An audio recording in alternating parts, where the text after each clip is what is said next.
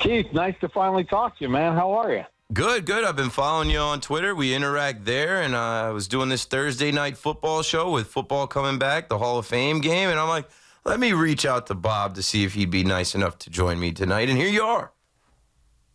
I love your Yankees passion, though, man. It's so good. It's so good. It's good and bad. It's good and bad. It gets me in trouble. It also takes me down a rabbit hole of, like, despair and depression. But you know what? If the Yankees win, I will have tears of joy. I will be at every party. I'll be at the entire parade. It'll happen. It'll happen sooner rather than later, I feel. Well, I mean, you just think about how miserable it's been for the last 2 months, and just hearing on the update that the Orioles are getting beaten right now, and the Yankees are going to be tied for first. I mean, so it feels like things have settled down a little bit. Good. Thank God. Good. Very, very good. I mean, but also looking at the Cleveland Guardians, we're like, hey, maybe they'll be a problem. I don't know. I don't fear Cleveland, but yeah. So let's talk about your fandom. I'm assuming you're a Yankees fan, Giants fan. Yeah, well, I mean, Keith, my family, my entire family is from the Bronx. Growing up a couple of blocks away from Yankee Stadium, and so it's like part of our lifeline. My grandfather worked in the Bronx County Courthouse as the head maintenance guy. I remember the old Yankee Stadium. You could actually see in the stadium. Sometimes he'd take me on the roof at lunchtime, and we could actually watch a game from up there. Wow. So we go way back with the Yankees. And, having worked in other sports, the Yankees and the Rangers are the two teams that I can keep my fandom with. So I watch games just like you and everybody else, like screaming at the TV. Yeah, hopefully more screaming for good. The Rangers had a good run. Let's keep our fingers crossed and all the good vibes that the Yankees will get to where they got to go this year. I'm excited for them to come back. But I'm also excited for football to start. I leaned into it today. I played football growing up. Football is how I went to college, how I got my education. Going to college is where I decided to major in radio and television. So ultimately, football was the vehicle that got me here. And with football being back tonight, I'm just excited for the NFL. But something I mentioned, Bob, as we're looking at these new kickoff rules and how I'm already looking at, a 10-17 score, I just feel like the rules are catered for the offense to succeed, which makes sense, right? There's fantasy football, there's gambling, you need points to be scored. But I feel like, similar to baseball, the game is changing forever, where the traditionalists, like the days of the football that we used to know, smash mouth football and knocking guys out, and I think we're going to be moving further and further away from that. I think these are the last of days before we even see, like, in a decade or 2 decades, more like two-hand touch flag football. What do you say about that? I don't know if we'll ever get that bad, but yeah, I mean, listen, player safety is something that's important to the league. And remember, they had that big lawsuit that they dealt with about 15 years ago from retired players because it was really bad the other way. I mean, I was watching something. There's a Twitter account out there or something like Super Sports of the 70s, and they showed like the open to like a pregame show from that. And every single highlight that they showed would have been a penalty in today's NFL. Or at least a fine. And a penalty, and maybe even a suspension. Yep. I mean, listen, here's the one thing I'll say about it. As someone that's traveled with the team, when you go into the locker room after the game and you're getting ready to get your bag, to get to the bus, to get on the team charter back home, and you walk through that training room, trust me, it's still an unbelievably physical game. Yeah. There's a ton of guys in there. There's guys with ice bags everywhere getting on the plane. There's guys limping all over the place. The amazing thing is that half those guys wind up not even being on the injury report the next week. So as much as people want to say it's gotten soft, trust me, it's still extremely physical what they're doing out there. Oh, no, I mean, I know it's a rough-ass game. I only played in the college, and part of the reason I stopped playing, I was like, I used to hate walking around campus bruised and battered and sore, and just like, it's just a lot to go through life in pain. And like you said, with these guys, man, they go and they ice up and they get in the cold tub and they do their rehab and their stim, whatever, and they're ready to go. And I mean, the NFL, we talk about player safety. The NFL has Thursday night football. the NFL is now doing these Christmas games. I really do believe in the future we see an 18-week season. I do believe that we see the Super Bowl end up being on President's Day weekend where you have the Monday off. Like, I don't think the NFL is going to stop because the NFL is king. It's a cash cow. And as much as they do preach player safety, the almighty dollar is what they're out to get. What do you think about the expansion of the season and all the streaming and, I mean, just the NFL greed? I think they're out to get every dollar, and it's not going to stop. Well, yeah, and it's unlike the other sports, right? Think about the turnover that exists in the NFL for all 32 teams. So when a collective bargaining agreement comes up and you got players that are saying to themselves, oh, they want to increase my benefits. They want to increase my pension. They want to give me longer insurance. They want to give me medical and all kinds of other things. I'm not going to last 15 years. Heck, I'll give up that in order to get more money in my pocket now, because the NFL stands for not for long. Yep. So as the money keeps pouring in, the player money keeps going up. And if they go to 18 games and they, everything else that they keep adding and playing on all these other days, and they get streaming services to pay $200 million for one game, well, guess what? A percentage of that goes into the player's pocket. So nobody's going to say no to the money when it comes to that part of it. Yeah, I mean, I understand it. I don't hate it either because I watch all these games, and unlike some of the other sports, like I said, I love baseball, but I love Yankees baseball. I watch all the Yankees games. I don't watch a random Angels game for fun, but like I will watch every Thursday night football game, every Sunday night football game, every Monday night football game. They can have the Black Friday game. They can have the Christmas game. They got me. I'm watching, and I know all the players, and I play fantasy football, and I'm putting together parlays, and like I'm not alone. Like the NFL is, I think, the one sport in this country where it's not so regional. It's national. We know, you might not know who's coming out of the bullpen for the Arizona Diamondbacks, but you can name some offensive linemen on pretty much every team. You nailed it. You absolutely nailed it. Because, look, I'm the same way. I mean, once the Yankees are eliminated, I mean, there's been years where I don't watch a second of the remaining of the postseason. And in hockey, I watched the finals this year only because the Rangers had lost to Florida, and I kind of thought Florida was the best team. So I watched a little bit of it. But if you're an NFL fan of your favorite team, you are not missing playoff games. You're watching every postseason game. Same thing goes with the NBA. If you're a fan of the Knicks or whatever, once they get eliminated, you're not sitting around watching the rest of the NBA playoffs. It's the only sport, and I think you hit on all the tenets. Look, baseball has always been known as America's pastime. Football in the last 30 years has become America's passion, and that's why their revenues and ratings and everything else blow away. And you take all the other sports and you combine it, and it doesn't match the NFL. The NFL is king. Now, we talked about injuries, and we talked about how everybody watches nationally. Everybody just watched Hard Knocks. And what I've said is, this is the best version of Hard Knocks. Why didn't they think of this sooner? Why didn't they think of doing the offseason, the Giants being first? I'm like, great for the Giants fans to get a look inside of their team, especially in an offseason where Daniel Jones is rehabbing and they have to make a big decision on the face of the franchise, Saquon Barkley. I'm sure you watched Hard Knocks. I loved it. What did you think about it? Well, as someone who's been on the inside for at least 30 years and even longer, I learned stuff.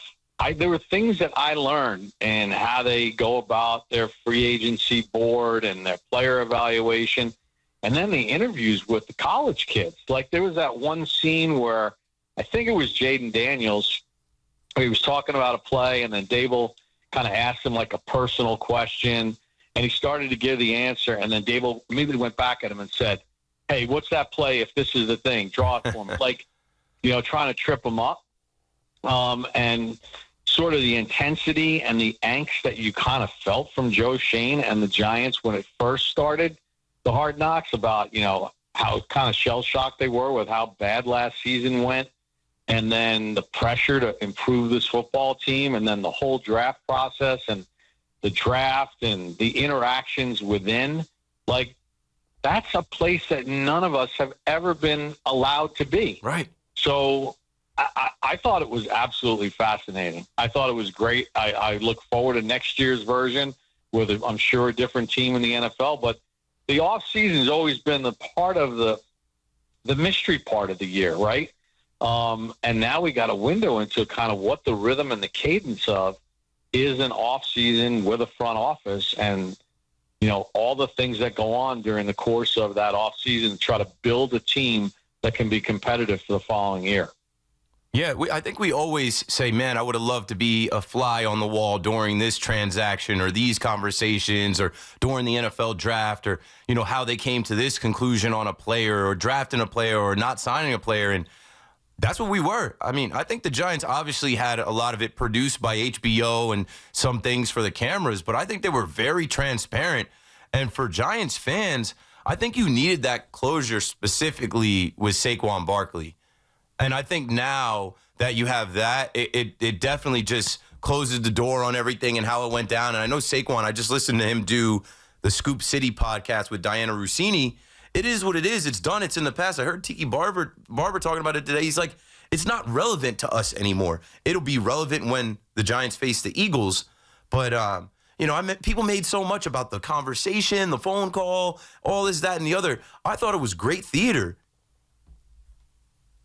Yeah, I mean, and look, it goes all the way back to the bye week of 2022 when the Giants made a very significant offer and Barkley turned it down, and then back and forth they went, and he had his mindset on a certain number. Shane, you could just see by his body language, there's only so far he was going to go. And the point that I've made to a lot of people, if you think about the last quarter of a century, other than the 2000 Ravens with Jamal Lewis as the rookie running back, and then Marshawn Lynch with Seattle, what team has really won a Super Bowl with a highly paid frontline number one option running back? It's very look, the Giants have 2 trophies in their lobby, and it was done with a committee of Ahmad Bradshaw, Brandon Jacobs, and Derek Ward or whomever.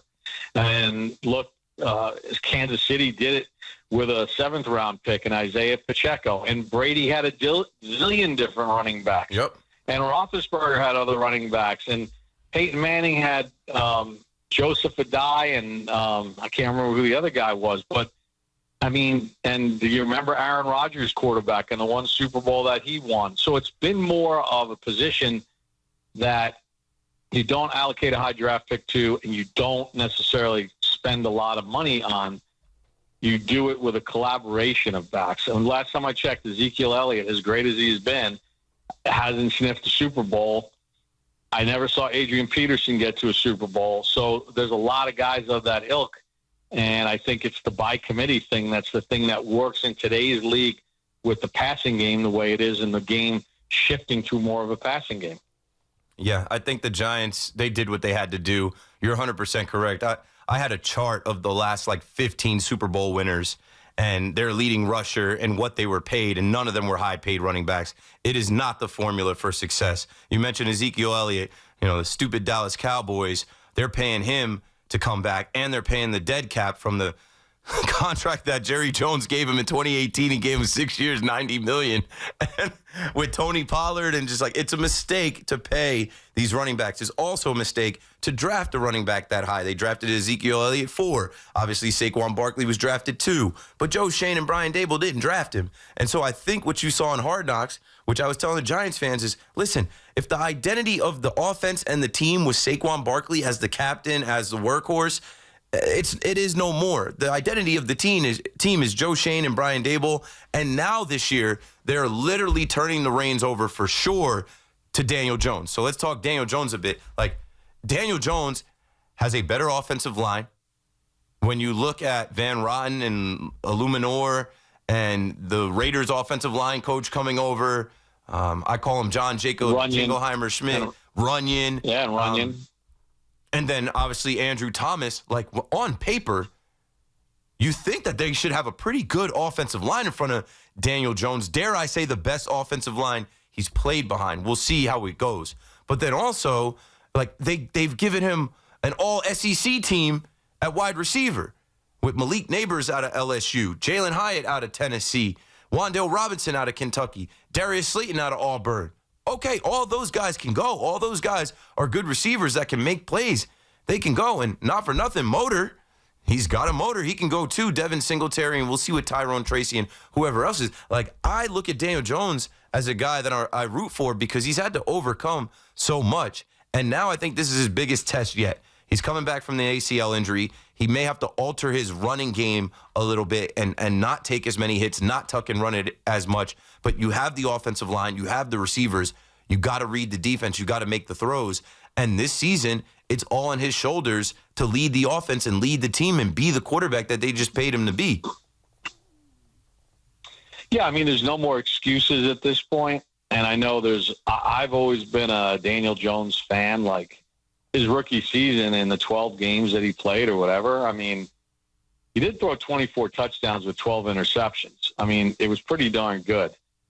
But he's got to, based on all those factors that you've laid out accurately, and even some of the guys that played on the O-line last year have now moved back on the depth chart a little bit. It's deeper. It's definitely more accomplished. You know, it's not the best offensive line in the NFL by any stretch of the imagination, but listen, if they can be mid-range, that's all you really need. I think people are sleeping on Devin Singletary as far as what he brings to the table and not understanding how well he fits into what Dable wants to do from a schematic standpoint. And suddenly Darius Slayton, who was your go-to guy, is not your go-to guy anymore. He's your number two, which is what he probably really has always been, is a nice number two. Neighbors is the real deal, and I think Jalen Hyatt has looked like a more mature player this year. He's got a year of off-season under his belt, a year in the weight room, a year of studying film. Seems a little bit more relaxed out there, and it's all set up for Jones to either put up or shut up.